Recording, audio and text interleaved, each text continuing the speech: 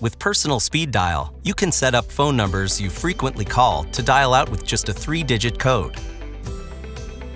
To set up a number in Personal Speed Dial, click on the My Services tab. Then click on Personal Speed Dial, then click the plus sign. Choose one of the predefined codes. Type in the number you would like to speed dial and a description, then click Save. If you want to delete a speed dial number, just click the X.